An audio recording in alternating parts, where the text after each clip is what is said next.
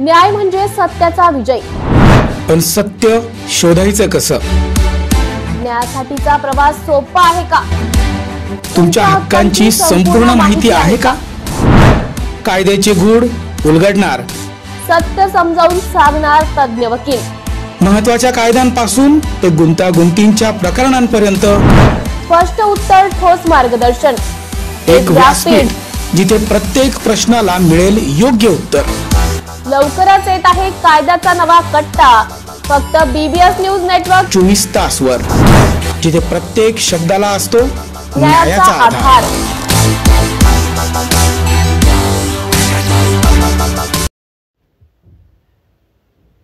मंत्री पंकजा मुंडे यांची पत्रकार परिषद। सगळेच लोक समाधानी असतात असं काही नाही। सध्याचं एकूण मला काय म्हणायचं, सत्तेत किंवा जीवनात किंवा आपल्या आयुष्याच्या प्रवासात जी भूमिका आपल्याला दिली त्याचं समाधान मानणं ना मानणं हे केवळ आणि केवळ आपल्या हातात आहे। आणि माझा तो स्वभाव आहे, मुंडे साहेब थोडे म्हणजे हे होते माझ्यापेक्षा, किंवा माझं झालं असेल, मुंडे साहेब असताना वेगळा स्वभाव होता, बाप होता, लाड करायचा, हट्ट करू शकत होते। आता मी कोणाकडे हट्ट करणार, मीच घरात मोठी आहे, मी कोणाकडे हट्ट करणार। पण मुंडे साहेबांच्या आज ते असते तर निश्चित ते मोठ्या राष्ट्रीय पटलावर असते, जसे त्यांचे राजनाथजी आहेत, गडकरी साहेब आहेत, अशा ठिकाणी ते नक्कीच मला दिसले असते। बाबाचा पक्षही आहे हक्कासाठी, पक्ष आहे तिथं पण हक्काचा विषय असत। पक्ष पण तशी आवश्यकता भासतच नाही ना मला। हे सांगते की मुळामध्ये आज साहेब असते तर ते तिथे असतेच आणि देशामध्ये फार मोठ्या भूमिकेत ते काम करत असतात। महायुतीची अंजली देवाण्याची चौकशी करणार अशी ईडीची पत्र दिलेलं आहे। अच्छा, आता मी दोन्ही उत्तर एकदा देते म्हणले। शेवटचा प्रश्न, ताई, गोपीनाथ मुंडेंनी आपल्या आयुष्यात राजकीय कारकिर्दीत ऊसतोड मजुरांसाठी खूप मोठा संघर्ष केला। त्यांना त्यांच्या हातातला कोयता जो आहे तो हटावा म्हणून काम केलं। आता त्यांच्या नावानं ऊसतोड महामंडळ देखील स्थापन झालं, परंतु त्याचं प्रभावीपणे काम होत नाही, त्याची अंमलबजावणी प्रभावीपणे होताना दिसत नाही। तुम्ही सरकारमध्ये आहात, यासाठी काही? मी पण त्याबद्दल समाधानीच आहे। मी सन्माननीय मुख्यमंत्र्यांशी चर्चा केली आहे, ते मी सकारात्मक पावलं उचलण्याची शाश्वती दिली आहे, मी परत चर्चा करणार आहे। सर्व कष्टकऱ्यांसाठी मुंडे साहेब एक प्रतीक होते आणि त्यांचं जीवन कसं असतं, त्यांचं काम हिरावून घेणे, त्यांचं जीवन बदललं नाही, त्यांच्या कामाला न्याय देणं। आता मी जे करू शकले ते केलं। प्रत्येक वेळी मी उत्तर कामगारांच्या कोयत्याला मानधनात वाढ करून दिली। आता 34% सगळ्यात हायेस्ट मानधनात वाढ करून दिली आहे। मी नेहमी मुकादमांच्या संघटनांवर काम केलेलं आहे, पण त्यांच्या मुलांच्यासाठी त्यांच्यासाठी कशा जास्तीत जास्त सोयी सुविधा याव्या यासाठी महामंडळ घोषित केलेलं आहे, ते करायला पाहिजे, त्याला जास्त प्रभावीपणे लक्ष द्यायला पाहिजे असं वाटतं। तुम्ही आता मला जे सांगितलं त्याची मला कुठलीही कल्पना नाही, कारण मी स्वतःच कार्यक्रमात पुण्यतिथीच्या ह्याच्यात आहे।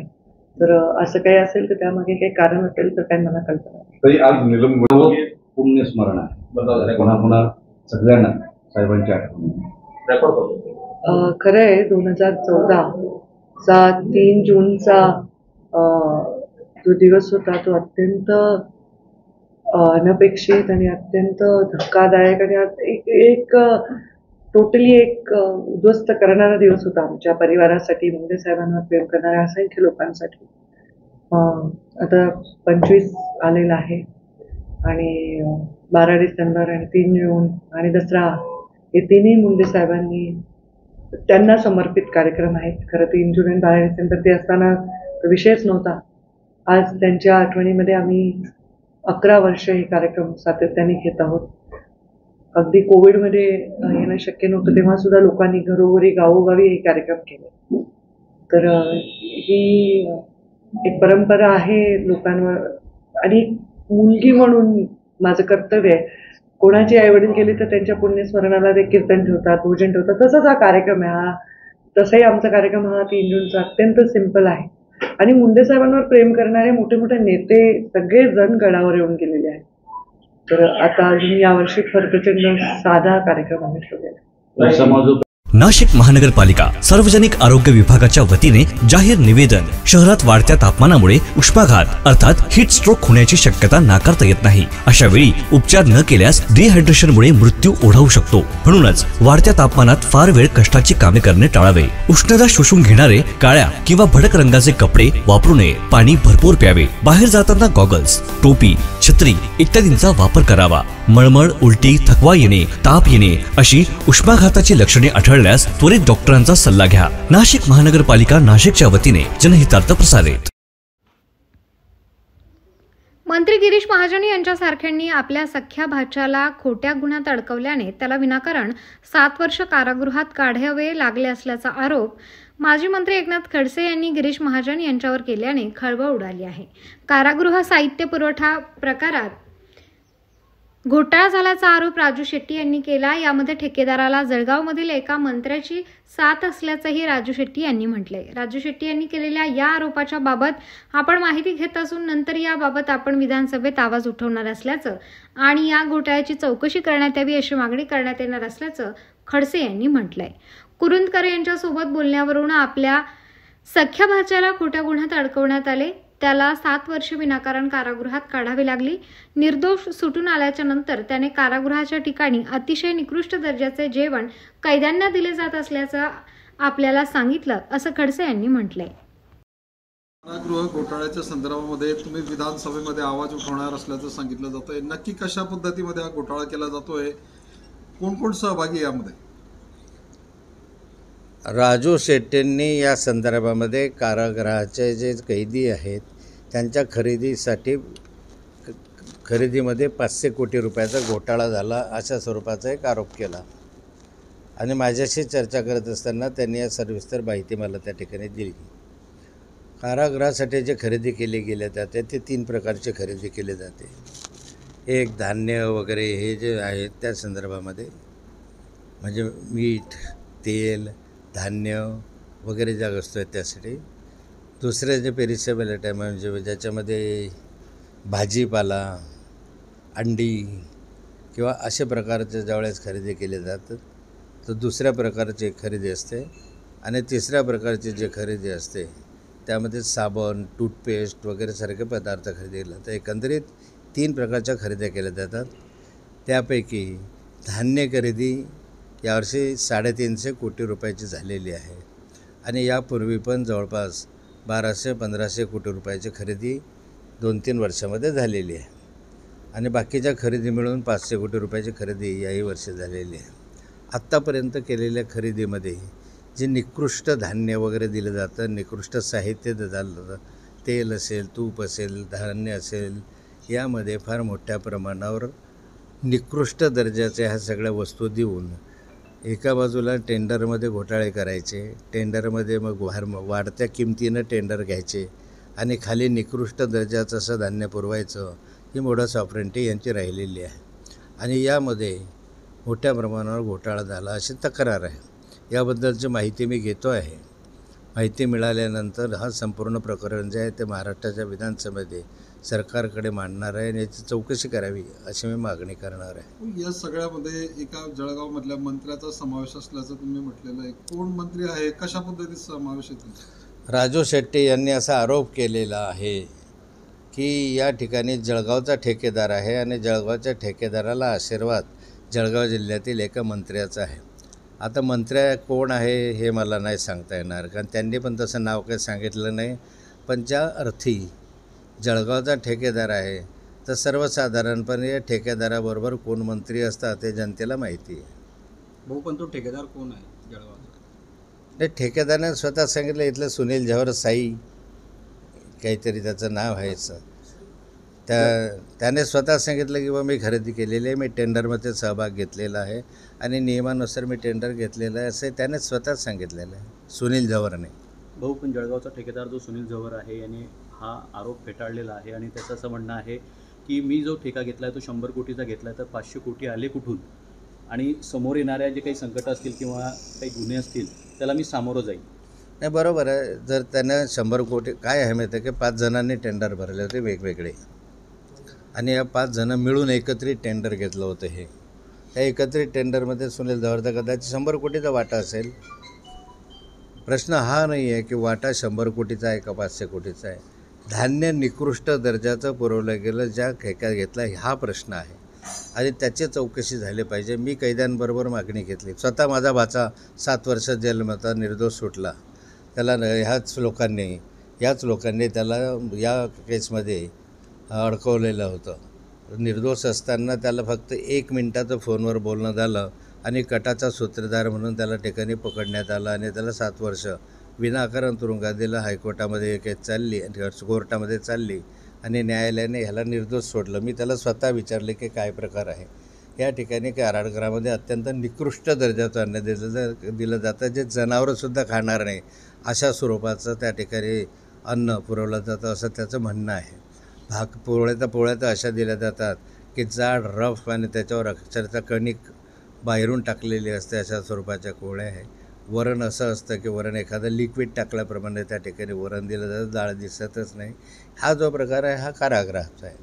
नाशिक महानगरपालिकेच्या सार्वजनिक आरोग्य विभागाच्या वतीने जाहीर आवाहन. गुइलेन बॅरे सिंड्रोम अर्थात GBS ला घाबरू नका, पण दक्षता घ्या. पाणी उकळून प्या. स्वच्छ आणि ताजे अन्न सेवन करा. शिजलेले व न शिजलेले अन्न एकत्रित ठेवू नका. लक्षात ठेवा, अचानक पायात किंवा हातात कमजोरी किंवा लकवा, चालताना त्रास किंवा अशक्तपणा, बऱ्याच दिवसांपासून डायरिया अशी लक्षणे आढळल्यास त्वरित डॉक्टरांचा सल्ला घ्यावा व तात्काळ उपचार सुरू करावा. सार्वजनिक आरोग्य विभाग, मनपा नाशिक द्वारे जनहितार्थ प्रसारित.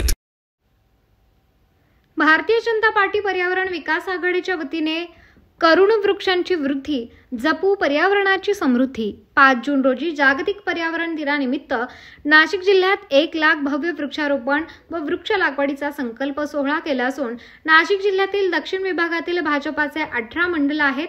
18 मंडल अध्यक्षांशी तसेच पदाधिकारी कार्यकर्ते यांच्याशी संपर्क साधून त्या ठिकाणी 1 लाख झाडे वृक्षारोपण करण्याचा संकल्प केला आहे.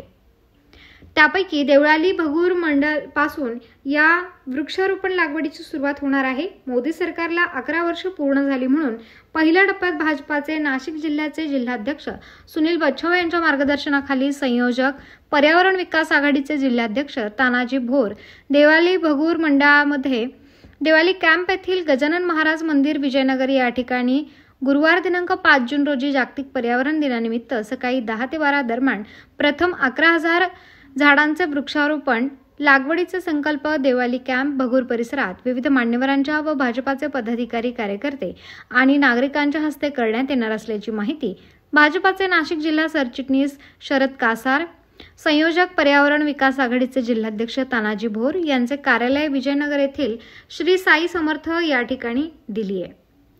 या बैठक प्रसंगी देवळाली भगूर मंडल अध्यक्ष प्रसाद अडके, तालुका उपाध्यक्ष हिरामण अडके, ज्येष्ठ कार्यकर्ते मधुकर कापसे, प्रताप गायकवाड, दिनेश गोविल, प्रकाश कर्डिले, संदीप शेटे, निलेश हासे, मयूर शेटे, प्रशांत वराडे, दिलीप मोरे आदी उपस्थित होते.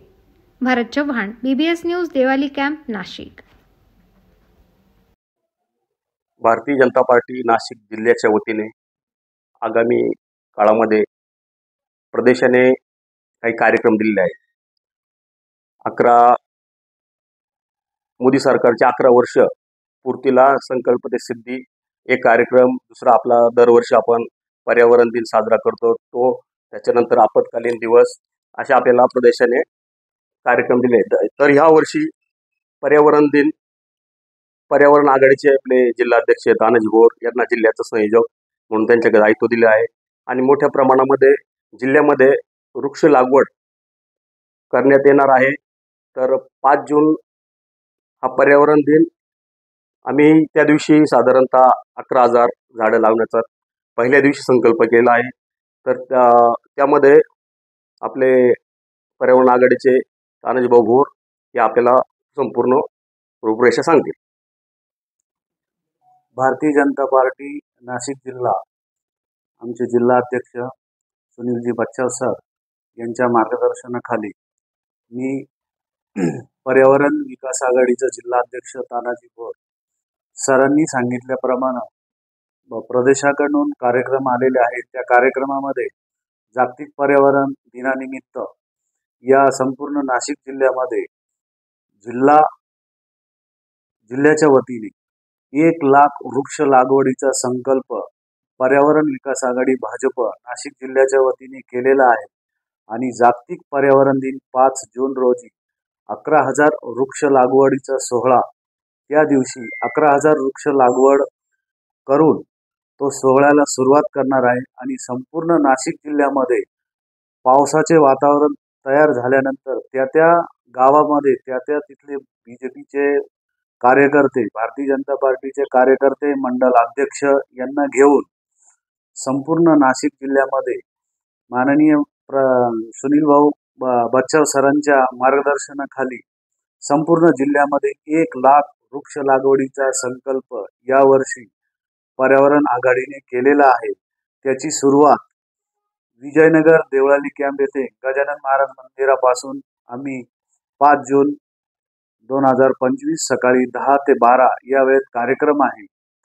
माझं एवढंच सांगणं आहे, सर्व भारतीय जनता पार्टीतील जिल्ह्यातील सर्व पदाधिकाऱ्यांना, कार्यकर्त्यांना व माझ्या मित्र परिवारांना की आपण जन्माला आलो पण काहीतरी समाजाचं देणं लागतो आणि भारतीय जनता पार्टी हे नुसतं राजकारण करत नसून सामान्य माणसांपर्यंत, तळागाळांपर्यंत काम करत असते. याचंच औचित्य साधून आपण कमीत कमी जीवनात आल्यानंतर 5 वृक्ष तरी लावले पाहिजे आणि ते जगवले पाहिजे.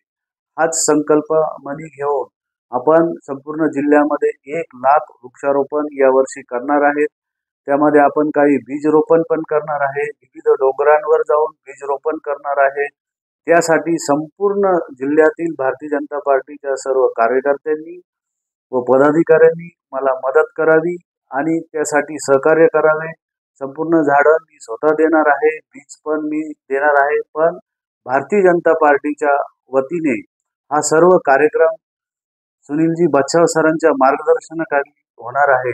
तरी सर्व पदाधिकाऱ्यांनी 5 जून 2025 रोजी या कार्यक्रम सोहळ्यासाठी विजयनगर देवळाली कॅम्प येथे उपस्थित राहावे व या कार्यक्रमाची शोभा वाढवावी. जय हिंद, जय महाराष्ट्र, जय श्रीराम. नाशिक महानगरपालिका सार्वजनिक आरोग्य विभागाच्या वतीने जाहीर निवेदन. शहरात वाढत्या तापमानामुळे उष्माघात अर्थात हीट स्ट्रोक होण्याची शक्यता नाकारता येत नाही. अशा वेळी उपचार न केल्यास डिहायड्रेशनमुळे मृत्यू ओढावू शकतो. म्हणूनच वाढत्या तापमानात फार वेळ कष्टाची कामे करणे टाळावे. उष्णता शोषून घेणारे काळ्या किंवा भडक रंगाचे कपडे वापरू नये. पाणी भरपूर प्यावे. बाहेर जाताना गॉगल्स, टोपी, छत्री इत्यादींचा वापर करावा. मळमळ, उलटी, थकवा येणे, ताप येणे अशी उष्माघाताची लक्षणे आढळल्यास त्वरित डॉक्टरांचा सल्ला घ्या. नाशिक महानगरपालिका नाशिकच्या वतीने जनहितार्थ प्रसारित. नितेश राणे महाराष्ट्र बर्बाद करण्याचे काम करत आहेत, प्यारे खान यांचं वक्तव्य. हे महाराष्ट्र विकासाच्या दृष्टीने योग्य नाही. देवेंद्र फडणवीस यांचं नाव घेतात ते योग्य नाही. नितेश राणे महाराष्ट्र बर्बाद करण्याचे काम करत आहेत. आम्ही भारतीय मुस्लिम आहोत. अल्पसंख्याक आयोग नितेश राणे यांना नोटीस पाठवणार आणि काही अनुचित घटना घडल्यास नितेश राणे जबाबदार असतील. देवेंद्र फडणवीस यांच्याशी बोलणार आहे. देवेंद्र फडणवीस हे सर्वांचे मुख्यमंत्री आहेत. नितेश राणे हे समजू शकले नाहीत. मुख्यमंत्री सर्व जात धर्माचे आहेत. त्यांच्याबद्दल बोलण्यापूर्वी आपली लायकी तशी बनवावी लागेल. देवेंद्र फडणवीस यांना सर्वच जण ओळखतात. नितेश राणे यांनी जबाबदारीने बोलावे. देवेंद्र फडणवीस यांचे संस्कार हे नितेश राणेंमध्ये नाहीत. आम्ही फडणवीस यांच्याबद्दल बोलण्याची लायकी नाही. कुर्बानी देताना इतरांना त्रास होऊ नये अशी भूमिका आहे. भाजपाचेही कोणी बोलत असेल तर भाजप सरकार इमानदार आहे. इथे चुकीचे असल्यास गुन्हा दाखल होणार आहे. ये सबको जो प्रधानमंत्री है, जो महाराष्ट्र के मुख्यमंत्री है, उनकी छवि खराब करना चाहते हैं. सर ये बताइए, जिस तरह से विश्व हिंदू परिषद और कुछ गोमाता संगठनों ने नितेश राणे ने कल बोला कि मुस्लिम और पाकिस्तान के बारे में उन्होंने एक कल और एक जिक्र किया है, उसके बारे में क्या कहेंगे? देखिए, जो मुसलमान यहाँ है वो ईमानदार है और जो पाकिस्तान चले गए मैं उनके बारे में बोलना नहीं चाहता. तो मुसलमानों के जख्मों को बार बार खुरेदना नहीं चाहिए, क्योंकि जो यहाँ जो भारत में जो मुसलमान रहता है वो ईमानदार मुसलमान है. जो पाकिस्तान चले गए वो हो सकता बेईमान थे, लेकिन हम जो यहाँ मुसलमान रहते हैं वो भारत के मुसलमान हैं. हम ईमानदारी से यहाँ रहते हैं, ईमानदारी से अपना कर्तव्य निभाते, यहाँ के कायदे को मानते. मैं आपको बताना चाहता हूँ कि कुरान शरीफ में अगर आप उठा के देखो तो पारा नंबर 13 सूरा नंबर 12 आयत नंबर 76 में लिखा हुआ है कि जिस देश में, जिस प्रांत में, जिस कस्बे में आप रहते हैं वहाँ के कायदे को मानना है. अगर यहाँ पे कायदा है कि गो हत्या, यहाँ पे गोवंश जो बैन है, तो कोई भी मुसलमान यहाँ पे गोवंश की कुर्बानी नहीं करेगा. बात है बकरा ईद की, बकरे की कुर्बानी करना, तो अलग अलग देशों में अलग अलग चीजों की कुर्बानी होती है. अब बकरे से जो विषय है उसमें बहुत सारे हिंदू समाज के लोगों का रोजगार जुड़ा हुआ है। अगर आप देखें तो खटीक समाज अगर देखो तो वो हिंदू समाज है, तो बकरे की जो कुर्बानी है वो समस्त हिंदू समाज ही उसका, यानी अगर उसको बकरे को काटने का जो काम करता है, मुसलमान तो खाली कुर्बानी देता है, उसको तकसीम करने का, उसको काटने का काम जो करता है वो हिंदू समाज का खटीक समाज करता है। तो ये हिंदुओं पे भी अत्याचार है, ऐसा नहीं कि मुसलमानों पे, आज उनके भी रोजगार से खेला जा रहा है, तो ये बिल्कुल नहीं होना चाहिए। त्या संदर्भात नितेश राणेला आयोग नोटीस पाठवणार का? वारंवार जसे वक्तव्य येतात। देखिए, अगर इस बात को लेके महाराष्ट्र में कोई विवाद होता है तो डेफिनेटली अल्पसंख्यक आयोग उनको सेक्शन 10 के अंतर्गत बुलाएगा और इस यानी कि यहाँ कुछ भी तीर्ण निर्माण हुआ उसका जिम्मेदार जो है वो उनको ठहराया जाएगा। ये सब महाराष्ट्र, ये देवेंद्र फडणवीस जी का महाराष्ट्र है, ये विकसित महाराष्ट्र है, इसको बर्बाद करने की कोशिश ना करें। यहाँ पर ये सब कुछ भी ऐसा चलने वाला नहीं। आपने लास्ट टाइम इस सब मामले की प्रधानमंत्री के पास शिकायत करने वाले से वो की थी और इस बार अगर वो देवेंद्र जी का नाम खराब कर रहे तो सीएम साहब से आप बात करेंगे? बिल्कुल, मैं देवेंद्र जी का से बात भी करूंगा इस विषय पे। अगर उनको देवेंद्र जी के बारे में अगर पता रहता, जितना मैं जानता हूँ, आज वो उनकी छवि खराब करने का काम नहीं करते। देवेंद्र जी को उन्होंने पढ़ा ही नहीं, देवेंद्र जी को उन्होंने समझा ही नहीं। देवेंद्र जी खाली हिंदुओं के मुख्यमंत्री नहीं है, वो मुसलमानों के भी मुख्यमंत्री है, वो सिखों के भी मुख्यमंत्री है, वो ईसाइयों के भी मुख्यमंत्री है, वो बौद्धों के भी मुख्यमंत्री है। तो वो सभी के, और वो सभी को साथ में लेके चलते। आप मेरे को बता दीजिए कि पूरे महाराष्ट्र में किसी भी मुस्लिम या कोई मुस्लिम समाज या कम्युनिटी देवेंद्र जी के अगेंस्ट में कोई बयान देते हुए आपने सुना है? कभी नहीं सुना। नाशिक महानगरपालिकेच्या सार्वजनिक आरोग्य विभागाच्या वतीने जाहीर आवाहन, गुइलेन बॅरे सिंड्रोम अर्थात GBS ला घाबरू नका, पण दक्षता घ्या. पाणी उकळून प्या, स्वच्छ आणि ताजे अन्न सेवन करा. शिजलेले व न शिजलेले अन्न एकत्रित ठेवू नका. लक्षात ठेवा, अचानक पायात किंवा हातात कमजोरी किंवा लकवा, चालताना त्रास किंवा अशक्तपणा, बऱ्याच दिवसांपासून डायरिया अशी लक्षणे आढळल्यास त्वरित डॉक्टरांचा सल्ला घ्यावा व तात्काळ उपचार सुरू करावा. सार्वजनिक आरोग्य विभाग, मनपा नाशिक द्वारे जनहितार्थ प्रसारित. पंतप्रधान नरेंद्र मोदी यांनी 20 मार्च 2014ला यवतमाळच्या दाभडी येथे चाय पे चर्चा हा कार्यक्रम घेऊन सभा घेतली होती. त्यावेळी शेतकऱ्यांना कर्जमाफी करू, शेतमालाला हमीभाव देऊ, शेतकऱ्यांना सरसकट पीक विमा, शेतमालाला दुप्पट भाव असे आश्वासन दिले होते. ते पूर्ण केले नाही. त्या आश्वासनाची आठवण करून देण्यासाठी शेतकऱ्यांच्या न्याय हक्कासाठी काँग्रेसने दाभाडी ते आर्णी आत्मसन्मान पदयात्रा काढली. या पदयात्रेचे नेतृत्व काँग्रेस कमिटीचे प्रदेशाध्यक्ष हर्षवर्धन सपकाळ करत त्यांनी केले. शेतकऱ्यांना दाभाडी गावात येऊन नरेंद्र मोदी यांनी मोठमोठे आश्वासन दिले होते. शेतकऱ्यांच्या जीवनमानात कोणत्याही प्रकारचा फरक पडला नाही. शेतकरी आज पूर्णपणे पिचला गेला आहे. आत्महत्या वाढत आहेत. शेतकऱ्यांच्या आत्मसन्मानासाठी पदयात्रा काढण्यात आल्याचे प्रदेशाध्यक्ष हर्षवर्धन सपकाळ यांनी सांगितले. यात काँग्रेस नेते, पदाधिकारी आणि शेतकरी सहभागी झाले होते. नरेंद्र मोदी नावाचा एक माणूस, ज्यांना विदेशामध्ये जाण्याकरता व्हिसाही मिळत नव्हता आणि त्यांच्या नावावर काहीशा दंगे हे त्यांच्या नावावर होते, असा एक माणूस या देशाला बोलवण्याकरता वेगवेगळ्या थापा मारत हे देशभरामध्ये फिरले आणि त्यातलाच एक बिंदू म्हणून ते यवतमाळ जिल्ह्यातल्या आज ज्या ठिकाणी आम्ही पदयात्रा सुरू करतो त्या ठिकाणी ते आले आणि इथे आल्यानंतर त्यांनी फार मोठे मोठे वचनं ही शेतकऱ्यांना आणि भारताच्या नागरिकांना दिली. यामध्ये काय सांगितलं तर त्यांनी 2014च्या मार्च महिन्यात सांगितलं की जे लागत मूल्य आहे त्याच्या 1.5 पट भाव हा शेतमालाला भाव दिला जाईल आणि तो हमी स्वरूपात दिला जाईल, निश्चित स्वरूपात दिला जाईल. MSP जी आहे ती प्रत्येक पिकाची MSP ठरवला जाईल आणि त्यासाठी हा 1.5 पटीचा निकष हा पाळला जाईल. तर दुसरीकडे स्वामीनाथन आयोग जो आहे त्या स्वामीनाथन आयोगाचं आम्ही काटेकोरपणे पालन करू, त्याचा अहवाल जो आहे याच्या सर्व शिफारशी लागू करू हे देखील त्यांनी सांगितलं. आणि यासोबत त्यांनी शेतकऱ्याच्या अनुषंगानं दिलेले, कर्जाच्या अनुषंगानं दिलेले सर्व जे आश्वासनं होते हे फोल ठरलेले आहेत. आता जवळपास 12 वर्ष हे नरेंद्र मोदी पंतप्रधान होऊन आता पूर्ण होण्याकडे त्यांची वाटचाल सुरू आहे आणि अशा परिस्थितीत त्यांनी दिलेले जे वचनं आहेत यांचा सपशेल त्यांना विसर पडलेला आहे आणि त्यांनी भारतातल्या, महाराष्ट्रातल्या सर्व शेतकऱ्यांची त्यांनी ही केलेली फसवणूक आहे. मात्र या अनुषंगानं आम्ही त्यांना आज प्रश्न विचारत आहोत की क्या हुआ तेरा वादा. आणि आज शेतकऱ्याला आत्मसन्मान कुठेतरी बाजूला ठेवून आपलं जीवन जगावं लागत आहे. त्याचा सन्मान पुनर्प्राप्त करून देण्याच्या अनुषंगानं काँग्रेसनं जोरकस स्वरूपाचे प्रयत्न हे सुरू केलेले आहेत। नुकतेच 4 दिवसापूर्वी MSPचे भाव जाहीर झाले आणि या MSPच्या भावातही जेव्हा जाहीर झाल्यानंतर शेतकऱ्याच्या डोक्याला त्यांनी वाटाण्याच्या अक्षता लावल्याचं पुन्हा एकदा हे सिद्ध झालं। नरेंद्र मोदी यांच्या पूर्ण एकूण 11 वर्षाच्या आर्थिक वर्षांचा जर कार्यकाळ आपण बघितला तर MSPमध्ये केवळ 45% वाढ झालेली आहे। दुसरीकडे मनमोहन सिंग साहेब जेव्हा पंतप्रधान या देशाचे होते तेव्हा त्यांच्या 10 वर्षाच्या काळामध्ये 130% म्हणजे दुपटीपेक्षा अधिक भावानं हा शेतमालाचा भाव हा त्यांच्या कार्यकाळात हा वाढला होता। आणि यासोबतच त्यांनी काय दिलं होतं तर खतावर त्यांनी सबसिडी दिली होती आणि खत माफक दरामध्ये त्यावेळेस मिळत होतं। डिझेलचे जे भाव आहे हे डिझेलचे भाव 48 रुपये होतो, त्यामुळे नागरटी असेल, वखरटी असेल, वाहतुकीचे असेल या संदर्भात शेतकऱ्यांना तिथेही दिलासा होता। एवढंच नाही तर विजेच्या संदर्भात, पाण्याच्या संदर्भामध्ये देखील सबसिडी ही त्यावेळेस देण्यात येत होती।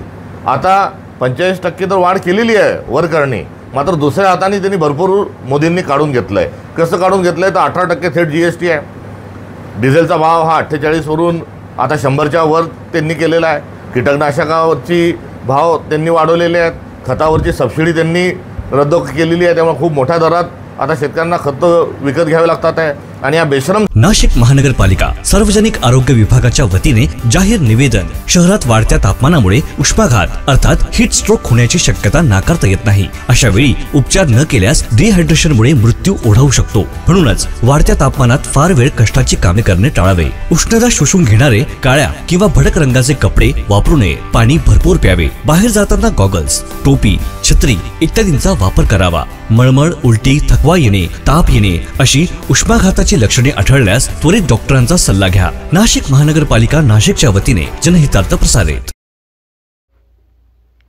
कापूस लागवडीकडे शेतकऱ्यांनी पुन्हा एकदा वळावे आणि ब्राझील देशाच्या प्रमाणे भरघोस उत्पादन घ्यावे यासाठी देश विदेशातील कापूस शास्त्रांचे मार्गदर्शन शिबिर आज जळगाव जिल्ह्यातील बोदवड येथे आयोजित करण्यात आले होते। मागील काही वर्षात कापूस उत्पादक शेतकऱ्यांचा उत्पादन खर्चही निघेनासा झाल्याने यंदा अनेक शेतकऱ्यांनी कापूस लागवडीकडे पाठ फिरवल्याचे पाहायला मिळत आहे। मात्र कापसाचे आगार असलेल्या खानदेशात जर शेतकऱ्यांनी कापूस लागवड केली नाही तर कापसावर अवलंबून असलेला जिनिंग उद्योग कोलमडून पडण्याची चिन्हे दिसू लागल्याने जळगाव जिल्ह्यातील कापूस उत्पादक शेतकऱ्यांच्या शेतात कापसाचे उत्पादन वाढवण्यासाठी देश विदेशातील कापूस तज्ज्ञ यांचे मार्गदर्शन कॉटन असोसिएशन ऑफ इंडिया आणि खानदेश जिनिंग प्रेसिंगद्वारे शेतकऱ्यांसाठी आज आयोजित करण्यात आले होते। केळी पाठोपाठ जळगाव जिल्ह्यात 6 लाख हेक्टर क्षेत्रावर कापसाची लागवड केली जाते। मात्र मागील काही वर्षात अवकाळी पाऊस, गुलाबी बोंड अळी यामुळे शेतकऱ्यांच्या उत्पादनात मोठी घट येण्याबरोबरच कापसाच्या दरात झालेली घसरण यामुळे शेतकऱ्यांचा उत्पादन खर्चही निघेनासा झाल्याने अनेक शेतकऱ्यांनी यंदा कापूस लागवडीकडे पाठ फिरवल्याचे पाहायला मिळत आहे। शेतकऱ्यांनी जर कापूस लागवडच केली नाही तर त्यावर अवलंबून असलेला जिनिंग उद्योग आणि 1 लाख कामगारांच्या रोजगाराचा प्रश्न निर्माण होण्याची शक्यता पाहता जळगावमधील खानदेश जिनिंग असोसिएशन आणि इंडियन कॉटन असोसिएशन यांच्या संयुक्त विद्यमाने ब्राझील देशाच्या प्रमाणे कापूस उत्पादनात वाढ कशी करता येऊ शकते या विषयावर देशभरातील तज्ज्ञ कापूस शास्त्रज्ञांचे मार्गदर्शन शेतकऱ्यांच्यासाठी आयोजित करण्यात आले। जळगाव जिल्ह्यात बोदवड येथे आयोजित या शेतकरी मेळाव्यास देशभरातील अनेक तज्ज्ञ यासह अनेक प्रगतशील शेतकरी उपस्थित असल्याचं पाहायला मिळालं आहे। शेतकऱ्यांनी सघन लागवड करण्यावर भर द्यावा, त्याचबरोबर योग्य मात्रेत योग्य खते, मशागत आणि योग्य बियाण्यांची निवड केली तर हमखास उत्पादनात वाढ होऊ शकते असा विश्वास कापूस तज्ज्ञ यांनी व्यक्त केला आहे। क्या बताएंगे, किसानों का मेला आज यहाँ पे रखा गया है कपास उत्पादन बढ़ाने के लिए, क्या टेक्नोलॉजी नई किसानों को थोड़ा सिखाई जा रही है? हमारा ये मानना है कि गुड एग्रीकल्चर प्रैक्टिस से 60% उत्पादकता उसके ऊपर निर्भर है। तो हमारा इस कार्यक्रम का पहला उद्देश्य ये है कि किस तरह से अच्छा एग्रीकल्चर प्रैक्टिस उनको सिखाया जाए, उनको बताया जाए। आज की तारीख में पहले तो कौन सी ज़मीन में अच्छे सीड, ये सीड अच्छे रहेंगे, कौन से सीड अच्छे हैं, बाद में उसका प्रोटेक्शन कैसे करना, वो प्रोटेक्शन के लिए कॉटन एसोसिएशन जो है वो ट्रैप भी फेरोमोन ट्रैप डिस्ट्रीब्यूट हर साल करते हैं। और हमारा ये उद्देश्य है कि किसी भी हालत में महाराष्ट्र जो सबसे पीछे है उत्पादन में, उसको सबसे आगे लाना है। तो ही हिंदुस्तान का पूरा कपास का जो कॉटन रुई का क्रॉप है वो बढ़ेगा। उसका बड़ा योगदान महाराष्ट्र से हम करना चाहते हैं। उसके लिए क्या टेक्नोलॉजी किसानों को अभी बताई जा रही है? क्या अभी जो टेक्नोलॉजी में वही बताया आपको कि HDPS का जो है कि भाई हाई डेंसिटी फार्मिंग करिए, दूसरा प्रोटेक्शन करिए, और मेन जो है वो जो किसानों को देखना है वो ये है कि डुप्लीकेट सीड का बाइंग में ध्यान रखें, क्योंकि उनको डुप्लीकेट सीड आ जाते हैं तो उसको बड़ा नुकसान होता है। Brazil technology HDPS, Brazil technology पूरा तो अपना उसका कॉपी नहीं कर सकते हैं। अपने हिंदुस्तान के जो परिस्थितियाँ रहती है उसको अनुरूप करके अपने साइंटिस्ट उसको दिखाते हैं। आपका शुभ नाम? मेरा नाम है विनय कोटक, मैं एडिशनल वाइस प्रेसिडेंट हूँ कॉटन असोसिएशन ऑफ इंडिया के। नाशिक महानगरपालिकेच्या सार्वजनिक आरोग्य विभागाच्या वतीने जाहीर आवाहन. गुइलेन बॅरे सिंड्रोम अर्थात GBS ला घाबरू नका, पण दक्षता घ्या. पाणी उकळून प्या. स्वच्छ आणि ताजे अन्न सेवन करा. शिजलेले व न शिजलेले अन्न एकत्रित ठेवू नका. लक्षात ठेवा, अचानक पायात किंवा हातात कमजोरी किंवा लकवा, चालताना त्रास किंवा अशक्तपणा, बऱ्याच दिवसांपासून डायरिया अशी लक्षणे आढळल्यास त्वरित डॉक्टरांचा सल्ला घ्यावा व तात्काळ उपचार सुरू करावा. सार्वजनिक आरोग्य विभाग, मनपा नाशिक द्वारे जनहितार्थ प्रसारित. सिल्लोड येथे मागील आठवडाभरात 3 हिंदू युवकांना मुस्लिम टोळक्याने जोरदार मारहाण केली असून या घटनेच्या निषेधार्थ सिल्लोड तालुक्यातील लिहाखेडी फाटा येथे सकल हिंदू समाजाच्या वतीने समाजनगर जळगाव महामार्गावर रास्ता रोको आंदोलन करण्यात आले. यावेळी आरोपीवर मोका कायदा अंतर्गत कारवाई करण्यात यावी अशी मागणी करण्यात आली. यावेळी आंदोलकांनी जोरदार घोषणाबाजी करत परिसर दणाणून सोडला. यावेळी मोठ्या संख्येने नागरिक उपस्थित होते. 30 तारखेला जे सिल्लोड या ठिकाणी आपल्या एका हिंदू युवकांवर मुसलमान टोळक्याने जे मारहाण केली, हे फक्त त्यांच्या हातगाडीसमोर उभे होते आणि हातगाडीसमोर उभे असताना हा विद्यार्थी ते शिक्षण घेण्यासाठी गेला. शिक्षण घेण्यासाठी रोज जाणं येणं होतं आणि हा एकदम टायपिंगचं क्लास या विद्यार्थ्यांनी लावलेले आहे. हा विद्यार्थी त्या ठिकाणी एक बस थांबा आहे, तिथं बस थांबतात, त्या ठिकाणी हा विद्यार्थी उभा होता. तर आजूबाजूला जे रस्त्यावर जे मुसलमान जे हातगाड्या लावतात, ते हातगाडी त्यांनी लावलेली होती. मग या विद्यार्थ्यांनी हटकलं की आमच्या गाडीसमोर उभं राहू नको. ह्याला विद्यार्थ्याने उत्तर दिलं की मी बसची वाट बघतोय. एवढंच म्हटल्यानंतर काही जे 5-50 मुसलमान टोळका आहे, त्या टोळक्याने ह्या विद्यार्थ्याला इतकी मारहाण केली. बरं, ही मारहाण केल्यानंतर ह्या विद्यार्थ्याचे वडील तिथं समजावण्यासाठी गेले, त्याला देखील मारलं. ही दुर्दैवी घटना आहे. ह्या घटनेचा निषेध करण्यासाठी त्या ज्या मुसलमानांनी ह्या विद्यार्थ्यावर जे हमला केला त्याला कडक शिक्षा व्हावी, यासाठी आपण लिहाखेडी फाटा इथं हे रस्ता रोको आंदोलन करतोय. आणि आपल्या माध्यमातून मी त्या सरकारला, शासनाला अशी विनंती करू इच्छितो की सिल्लोड ह्या ठिकाणी अशा वारंवार घटना घडतात, त्या घटना कुठेतरी थांबल्या पाहिजे. हिंदू विद्यार्थिनी, हिंदू महिला ह्या नेहमी जातात आणि रस्त्यावरची जी अडचण आहे शासनाने ती दूर केली पाहिजे. ह्या प्रमुख मागण्या घेऊन आम्ही आज लिहाखेडी फाटा इथं आंदोलन करतोय. देशात व राज्यात हिंदुत्ववादी सरकार आहे आणि असं असताना हिंदू नागरिकावरती हल्ले होत आहेत. देशात व राज्यात आम्हाला 100% मदत होती, पण जे सिल्लोडची स्थिती आहे, ही सिल्लोडची स्थिती 100% जे राजकीय स्थिती आहे, हे जिहादी स्थिती आहे. या जिहादी स्थितीचा विरोध करण्यासाठी आम्ही हे आंदोलन करतोय आणि वरती आम्ही 100% हा निरोप दिला आहे. ह्या निरोपाच्या वरची जी हिंदू हे पक्षकार आहे ते नक्कीच आम्हाला मदत करतील, पण ही जी इथली मानसिकता आहे ही मानसिकता बदलली पाहिजे, त्यासाठी हे आंदोलन आहे. नाशिक महानगरपालिका सार्वजनिक आरोग्य विभागाच्या वतीने जाहीर निवेदन. शहरात वाढत्या तापमानामुळे उष्माघात अर्थात हीट स्ट्रोक होण्याची शक्यता नाकारता येत नाही. अशा वेळी उपचार न केल्यास डिहायड्रेशनमुळे मृत्यू ओढावू शकतो. म्हणूनच वाढत्या तापमानात फार वेळ कष्टाची कामे करणे टाळावे. उष्णता शोषून घेणारे काळ्या किंवा भडक रंगाचे कपडे वापरू नये. पाणी भरपूर प्यावे. बाहेर जाताना गॉगल्स, टोपी, छत्री इत्यादींचा वापर करावा. मळमळ, उलटी, थकवा येणे, ताप येणे अशी उष्माघाताची लक्षणे आढळल्यास त्वरित डॉक्टरांचा सल्ला घ्या. नाशिक महानगरपालिका नाशिकच्या वतीने जनहितार्थ प्रसारित. मनसे नेते संदीप देशपांडे यांची पत्रकार परिषद. ज्या वेळेला बृहन्मुंबई महानगरपालिका असो किंवा पोलीस कमिशनर असो, हे जेव्हा नवीन मुंबईत येतात त्यावेळेला प्रत्येक वेळी राजसाहेब त्यांना सदिच्छा भेट देतात. त्याचप्रमाणे आजची सदिच्छा भेट. दुसरीकडे भिवंडीत काल आपण पाहिलं तर पडग्यामध्ये ATS कडनं मोठी कारवाई झाली होती. काही दिवसांपूर्वीच एका वाहिनीला मुलाखत देत. मला असं वाटतं ज्या वेळेला ही घटना घडली, पहलगामची घटना घडली, त्याच वेळेला सन्माननीय राजसाहेबांनी सांगितलेलं की पूर्ण देशभर कोम्बिंग ऑपरेशन्स आपण केली पाहिजे. मला वाटतं त्याची सुरुवात झालेली आपल्याला दिसली.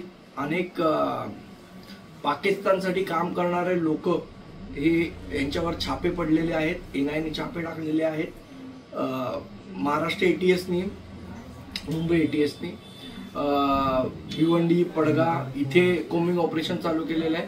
त्यामुळे मला वाटतं की दूरदृष्टी असणारा नेता जर आहे तर तो राजसाहेब ठाकरे आहेत. त्यांनी ही गोष्ट पहिलेच सांगितली होती की इथे कोम्बिंग ऑपरेशन करणं किती गरजेचं आहे. खरं तर कालच्या त्या ठिकाणी कसं पाहता एकूण गोष्टीकडे गांभीर्याने सरकारनं पाहणं गरजेचं आहे. मला असं वाटतं सरकारने निश्चितपणे हे गांभीर्याने घेतलं असावं. ज्या पद्धतीचे छापे पडतायत अजून गांभीर्याने घ्यावं आणि पूर्ण महाराष्ट्रावर हे कोम्बिंग ऑपरेशन करावं. हे जे राजसाहेबांनी सांगितलंय ते मला असं वाटतं सरकारने गांभीर्याने घेतलं पाहिजे. मला वाटतं मतांच्या लाचारीसाठी स्वतःचा स्वाभिमान कोणीही सोडू नये. मग ते प्रताप सरनाईक का असेना. आपण बघितलं की आणि कशी काय ती नाराजी दूर करणार होती. मला असं वाटतं वैभव हा आमचा अतिशय कट्टर महाराष्ट्र सैनिक आहे. पहिल्यापासून काम करतोय. समजा काय त्याच्या गोष्टी त्याच्या मनात असतील, कटकर असतील किंवा काय असतील, अशा प्रकारे सोशल मीडियावर व्यक्त होणं ही पक्षाची शिस्त नाही. जर त्यांना काही वाटत असेल तर त्यांनी सन्मान्य राजसाहेबांची भेट घेऊन असं म्हणणं मांडलं पाहिजे. अशा प्रकारे सोशल मीडियावर व्यक्त होणं, पत्रकार परिषदेत व्यक्त होणं ही पक्षाची शिस्त नाही हे त्यांनी समजून घेतलं पाहिजे. एकंदर पाहिलं तर तुमचं बोलणं सर दुसरी मात्र त्यांना भेट नाकारण्यात आलेली आहे. राज्य महिला आयोगाचा जर आपण पूर्ण कार्यकारी मला वाटतं जो पुण्यातला प्रकार झाला तो अत्यंत दुर्दैवी असा प्रकार होता. ज्या पद्धतीने आजच्या ह्या 21व्या शतकात जर अशा पद्धतीने लोक हुंडा आणि ह्या गोष्टी करत असतील तर मला असं वाटतं एक गोष्ट मात्र लक्षात ठेवली पाहिजे.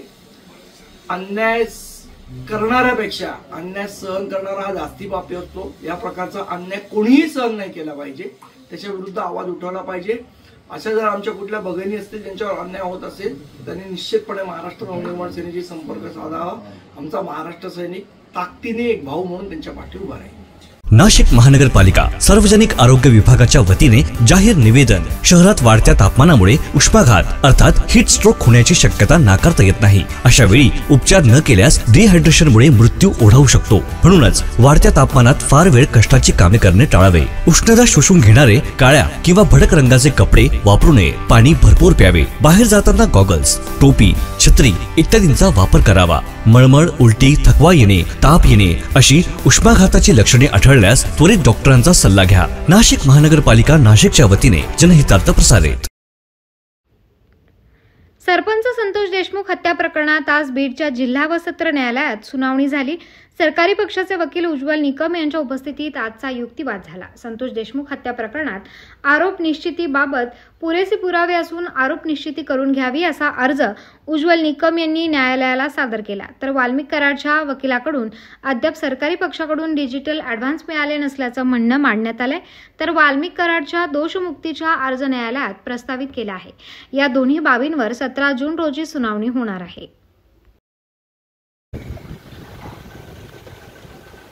तुम्ही जात ना जात बुजून घेत जा ना आतमध्ये. ते गेला ना काशीत गेला ना. ते आपल्याकडनं युक्तिवाद करण्यात आलेला त्याला सरकारी वकिलाकडून कसा प्रतिवाद करण्यात काय झालं सुनावणी दरम्यान. आजची तारीख डिस्चार्ज अर्ज आणि इतर काही मिसलेनियस ॲप्लिकेशन होते याच्या सुनावणीकरता होती. आज तसं बघायला गेलं तर सुनावणी कुठल्याही अर्जाची झालेली नाही. ना डिस्चार्ज अर्जाची सुनावणी झालेली आहे ना बाकीच्या अर्जांची. त्या सुनावणीला काही अर्जांवरती म्हणणं राहिलं होतं किंवा काही आमचे किरकोळ अर्ज जे आहेत त्याच्यावरती सरकारी पक्षातर्फे म्हणणं राहिलं होतं. काही कागदपत्र हजर करायची होती. ह्या किरकोळ ज्या बाबी होत्या, गोष्टी होत्या त्या आज पूर्ण करण्यासाठी तारीख होती आणि ती तारीखमध्ये आज त्यांनी काही कागदपत्र वगैरे दिलेली आहेत. आता मॅटर म्हणजे डिस्चार्ज अर्ज आणि इतर जे काही मिसलेनियस ॲप्लिकेशन आहेत किरकोळ अर्ज याच्या आर्ग्युमेंटसाठी रेडी आहे.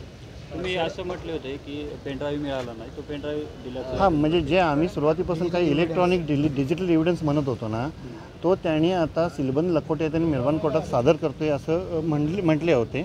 ते सादर मेहरबान कोर्टात जेव्हा होतील आणि त्यानंतर ते सिलबंद लखोटे ते फोडले जातील आणि त्याची कॉपी आम्हाला देतो असं त्यांचं म्हणणं आहे. एवढंच. आपण जे मागतायत कागदपत्र ते कागदपत्राची पूर्तता झालेली आहे का. अजून पूर्ण नाही झाली.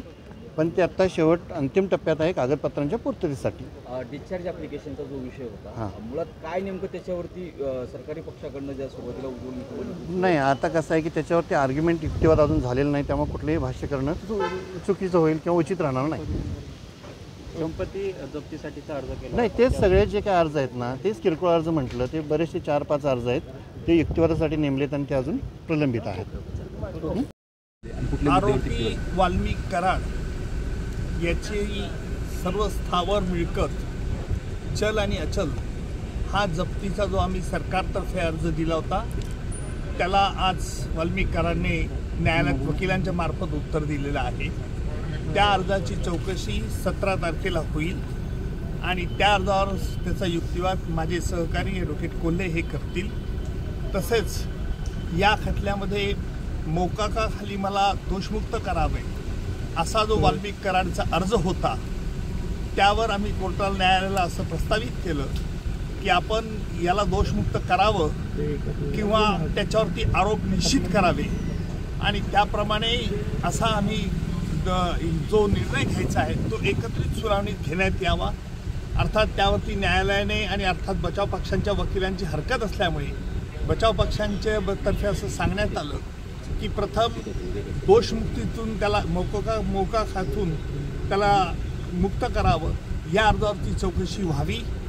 त्याला आम्ही हरकत नाही असं म्हटलं आणि म्हणून आता वाल्मिक कराडला मोकाच्या तरतुदी लागू होतात किंवा कसं यावरचा 17 तारखेनंतर युक्तिवाद होईल. त्या दरम्यान 17 तारखेला जे काही अर्ज न्यायालयात प्रलंबित होती त्यावरती युक्तिवाद आणि न्यायालय त्यावरती निर्णय येईल. 17 तारखेला ही तारीख फार त्या अर्जांच्या चौकशी करत असल्याने मी त्या तारखेला उपस्थित राहणार नाही, परंतु ज्या ज्या वेळेला महत्त्वाच्या घडामोडी असतील त्यावेळेला मी निश्चित न्यायालयात हजर असणार आहे आणि तसंच माझे सहकारी ॲडव्होकेट कोल्हे हे सरकारतर्फे बाजू हे 17 तारखेला मांडतील. नाशिक महानगरपालिकेच्या सार्वजनिक आरोग्य विभागाच्या वतीने जाहीर आवाहन. गुइलेन बॅरेस सिंड्रोम अर्थात GBS ला घाबरू नका, पण दक्षता घ्या. पाणी उकळून प्या. स्वच्छ आणि ताजे अन्न सेवन करा. शिजलेले व न शिजलेले अन्न एकत्रित ठेवू नका. लक्षात ठेवा, अचानक पायात किंवा हातात कमजोरी किंवा लकवा, चालताना त्रास किंवा अशक्तपणा, बऱ्याच दिवसांपासून डायरिया अशी लक्षणे आढळल्यास त्वरित डॉक्टरांचा सल्ला घ्यावा व तात्काळ उपचार सुरू करावा. सार्वजनिक आरोग्य विभाग, मनपा नाशिक द्वारे जनहितार्थ प्रसारित. संजय राऊतांची बडबड अशीच सुरू राहिली तर उरलेली शिवसेनाही संपेल, गिरीश महाजन यांचं वक्तव्य. मी ऐकले ते म्हणाले दलाल आहे. त्यांनी जी बडबड केली, त्यांनी जे उद्धव ठाकरे, शरद पवार आणि काँग्रेसच्या मांडीवर बसवले, ही दलाली पहा. बाळासाहेबांच्या विचारांच्या शिवसेनेचे काय केले ते पहा. शिवसेना संपवली. उद्धव ठाकरे यांना विनंती आहे, थोडीफार राहिलेली शिवसेना वाचवा. मी 60 वर्ष काय केलं हे सर्वांना माहिती आहे. गोरेगाव पत्राचाळीत काय केले हे मला बोलायला लावू नका. तुम्ही शिवसेना संपवली, उद्धव ठाकरेंना संपवलं. शिवसेना काँग्रेस राष्ट्रवादीच्या दावणीला बांधली. राऊतांची बडबड अशी सुरू राहिली तर राहिलेली शिवसेना सुद्धा संपेल. जावाई पण म्हणतात ते की जावाई सुद्धा त्या ठिकाणी आतमध्ये होता, त्यातही माझा हात आहे. आता मला समजत नाही, ईडीच्या त्या केसमध्ये, त्या भोसरीच्या केसमध्ये त्यांनी पैसे कुठून आणले, कुठे टाकले, जावाई का आत गेला, हे सगळं त्यांना माहीत आहे. अजूनही त्या फाईल सगळ्या जिवंत आहेत, त्यांनी गेलेल्या नाही. फक्त वरती दिल्लीश्वराच्या पाया धरायचे, तिथे लोटांगणं घालायचे आणि त्यांना काहीतरी माझी कारवाई थांबवा म्हणून तिथे रडायचं आणि इथून मोठ्या गप्पा करायच्या. आता बघू त्या फायलींचं काय होणार आहे. तर मी एकदा दिल्लीला जाऊन येतो.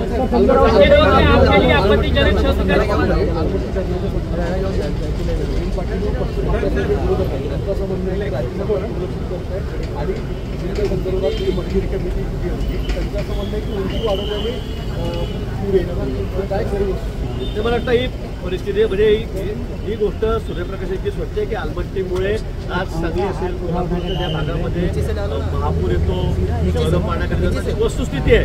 त्यांची उंची अजून जर वाढवली तर मला वाटतं दिल्लीला अजून मोठा धोका, त्याच्या भागातील अनेक गावांना मोठा धोका उत्पन्न होणार आहे आणि म्हणून त्याची उंची वाढवू नये यासाठी राज्य सरकार प्रयत्न करते. माननीय मुख्यमंत्री या ठिकाणी प्रयत्न करत आहेत. आम्ही केंद्र सरकारलाही विनंती केलेली आहे आणि मला वाटतं की त्यामुळे निश्चित आम्हाला मोठा धोका निर्माण होणार आहे. त्यामुळे आलमट्टी धरणाची उंची वाढणार नाही याची मला नाही सुद्धा खात्री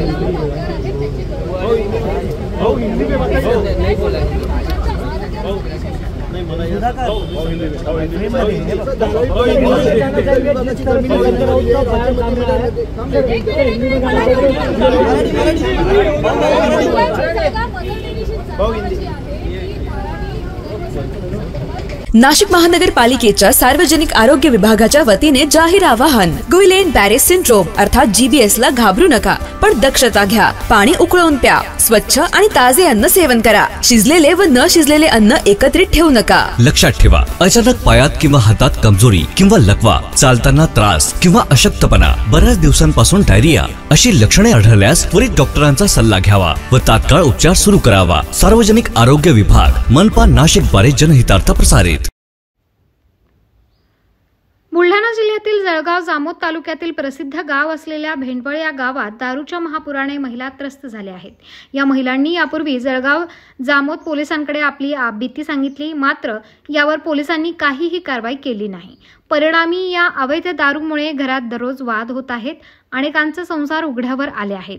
युवक वर्ग व्यसनाधीन होत आहे. यामुळे गावातील अवैध दारू बंद करावी अशी मागणी भेंडवळ गावातील महिलांनी जिल्हाधिकाऱ्यांकडे केली आहे. त्यामुळे आता भेंडवळ गाव वेगळ्याच गोष्टीने चर्चेत आलं आहे, ते म्हणजे अवैध देशी दारूचा महापूर.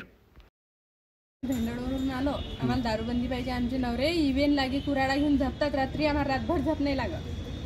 रिपोर्ट द्यायला गेली तर मला घेतला नाही रिपोर्ट. जळगाव 2 खेप रिपोर्ट दिला पण ते घर लोकही नाही आले चौकशी. काहीच केअर नाही घेऊन राहिले. काय मागणी काय तुमची? आम्हाला फक्त दारू पत्ता भरली सगळं बंद पाहिजे. आजी तुम्हाला म्हटलं किती दुकान आहे दारूची तिथे?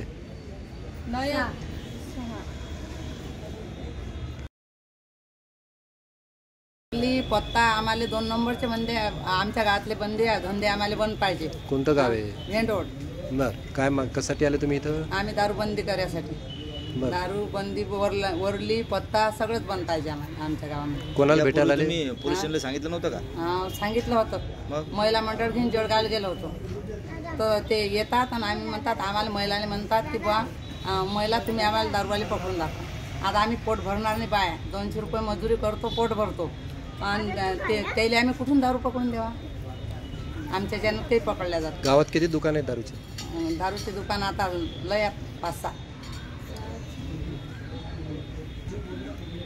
कोणाला भेटायला आले तुम्ही दादा? आता कलेक्टर साहेबाला भेटायला आलो. म्हटलं फरक पडेल तर पडेल. इयत्ता 11वी ऑनलाईन प्रवेश प्रक्रिया 2025-26 अंतर्गत विद्यार्थी नोंदणीसाठी 26 मे ते 3 जून 2025 हा कालावधी देण्यात आला होता. 6 मेच्या शासन निर्णयातील तरतुदीबाबत काही सुधारणा करण्यात आल्या आहेत. त्यानुसार इयत्ता 11वी ऑनलाईन प्रवेश प्रक्रियेमध्ये महाविद्यालयातील इन हाऊस कोट्यातील जागा भरण्यासाठी आवश्यक बदलाबाबत शासनाने 31 मे रोजीच्या पत्रान्वये आदेश दिले असल्याने आता या प्रवेश प्रक्रियेच्या नोंदणीसाठी 5 जून रोजी दुपारी 2 वाजेपर्यंत मुदतवाढ देण्यात येत असल्याचे प्राध्यापक शिक्षण संचालक डॉक्टर श्रीराम पांझाडे यांनी कळवले आहे. या पत्रानुसार इन हाऊस कोट्याअंतर्गत खासगी व्यवस्थापनाच्या उच्च माध्यमिक शाळा कनिष्ठ महाविद्यालयांना 10% जागा आरक्षित असतील. मुंबई शहर, मुंबई उपनगर व ठाणे या क्षेत्रातील उच्च माध्यमिक शाळा, कनिष्ठ महाविद्यालय, वरिष्ठ महाविद्यालय, संलग्नित संस्थांच्या शाळांकरिता 1 युनिट ग्राह्य धरण्यात येत आहे.